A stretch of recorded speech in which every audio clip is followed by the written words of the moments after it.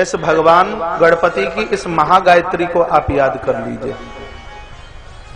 पूजा आप करते हैं, सबसे पहले इस गणपति महागायत्री का आप उच्चारण करें।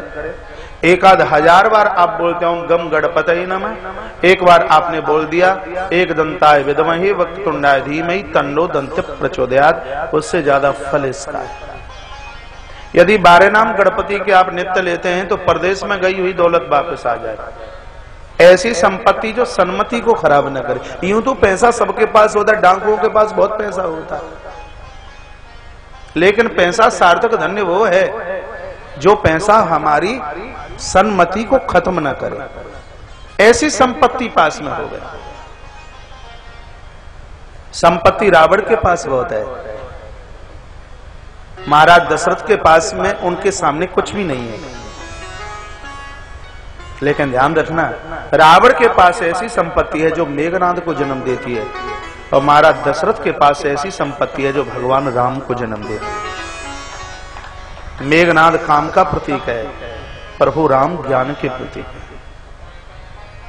दशरथ और दशमुख एक सी बात है, दोनों में अंतर यह, दशरथ की इंद्रियां योग की तरफ हैं, प्रभु प्रकट होते हैं।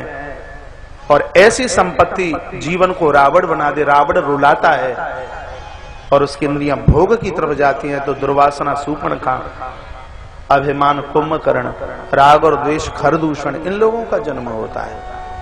प्रातः पूजा में से उठिए और भगवान को ये कहिए, मैं नहीं चाहता कि इंद्र का पद मुझे मिल जाए, बहुत दौलत बहुत फैक्ट्रियां हो, लेकिन इतना मैं जरूर चाहता हूं कि जो मेरे पास पैसा है वो अच्छी जगह खर्च हो, उसका उपभोग नहीं उसका उपयोग हो। आपकी 100 की नोट किसी मंदिर निर्माण में लगती है, आप बड़भागी हैं, और कहीं 100 की नोट महाराज लालपुरी की बोतल खरीदने के लिए चली जाए तो दुर्भाग्य है निश्चित रूप से।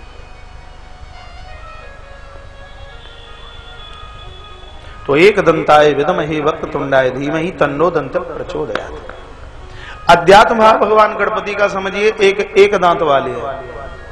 कभी सोचा है आपने एक दांत का मतलब क्या? एक दांत का मतलब है एक बात। आज आदमी के पास एक बात नहीं रही, सुबह कुछ और बोलता है, दोपहर कुछ और बोलता है, शाम को कुछ और बोलता है। अरे बात के ऊपर इतनी बड़ी 7 सोपान वाली रामायण लिख गई। माताओं की मांग का सिंदूर उड़ गया लेकिन बात को नहीं बिगड़ने दिया। अब तक अन्नदाता चला गया,